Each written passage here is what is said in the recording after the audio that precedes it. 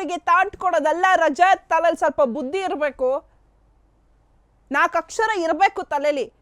ಅವಾಗ ನಾವೇನು ಮಾಡ್ತೀವಿ ಏನು ಮಾಡ್ತಿದ್ದೀವಿ ಅಂತ ಗೊತ್ತಾಗುತ್ತೆ. ಹೋಗಿ ಬಂದಲ್ಲಿ ಹೋದಲ್ಲಿ ಕೊಬ್ಬಿಂದು ಅಹಂಕಾರದ ಸ್ಟೇಟ್ಮೆಂಟ್ ಕೊಡೋದಲ್ಲ. ನೀವಿರೋದು ಬೇಲ್ ಮೇಲೆ ಹೊರಗೆ, ಅದನ್ನು ಫಸ್ಟ್ ತಿಳ್ಕೊಳ್ಳಿ. ಬೇಲ್ ಕಂಡೀಷನ್ಗಳು ಅಪ್ಲೈ ಆಗುತ್ತೆ. ಏನೋ ನಾನು ಆಡಿದ್ದ ಆಟ ಅಂತಿರಲ್ವಾ, ಗೊತ್ತಾಯ್ತಲ್ವ ಈಗ ರಜತ್ನ ಯಾಕೆ ಅರೆಸ್ಟ್ ಮಾಡಬೇಕು, ಹೇಗೆ ಮಾಡಬೇಕು, ಯಾವ ಥರ ಮಾಡಬೇಕು ಅಂತ. ಅಂದರೆ ಬೇಲ್ ಸಿಕ್ಕ ಮೇಲೆ ಕೇಸ್ ಬಗ್ಗೆ ಎಲ್ಲೂ ಕೂಡ ಮಾತಾಡೋಂಗೆ ಇಲ್ಲ,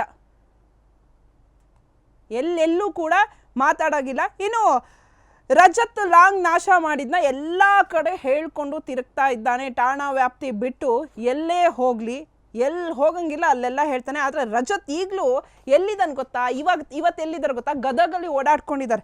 ಅಲ್ಲೂ ಹೇಳಿರ್ಬೋದು, ಗೊತ್ತಿಲ್ಲ. ಸೊ ಹೌದು, ನಾನೇ ನಕಲಿ ಮಚ್ಚು ಕೊಟ್ಟೆ, ನಾನೇ ನಾಶ ಮಾಡಿದೆ, ಸಾಕ್ಷಿ ನಾಶದ ಬಗ್ಗೆ ದುರಹಂಕಾರದಿಂದ ಮಾತಾಡಿದ್ದಾನೆ.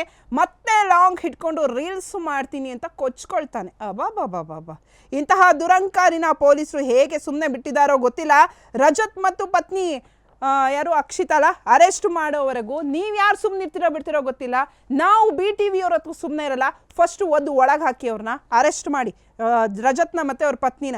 ಲಂಚ ಸಾಕ್ಷಿ ನಾಶದ ಕೇಸ್ನಲ್ಲೂ ಇಬ್ಬರು ಅರೆಸ್ಟ್ ಆಗಲೇಬೇಕು. ಲಂಚ ಕೊಟ್ಟಿದ್ದಾರೆ, ಸಾಕ್ಷಿ ನಾಶ ಮಾಡಿದ್ದಾರೆ ಅಂತ. ಈ ಕೇಸ್ ಆದಮೇಲೂ ಕೆಲವರಿಗೆ ಥ್ರೆಟ್ ಮಾಡ್ಕೊಂಡು ಓಡಾಡ್ತಿದ್ದಾನೆ ಇದೇ ಸೋ ಕಾಲ್ಡ್ ರಜತ್ತು.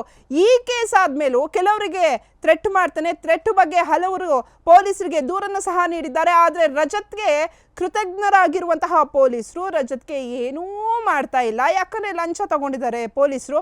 ಕೇಸ್ ಇರುವಾಗಲೇ ರಜತ್ತು ಹಿಂಗೆಲ್ಲ ಮಾತಾಡ್ಬೋದಾ ಪೊಲೀಸರೇ ಹೇಳಿ?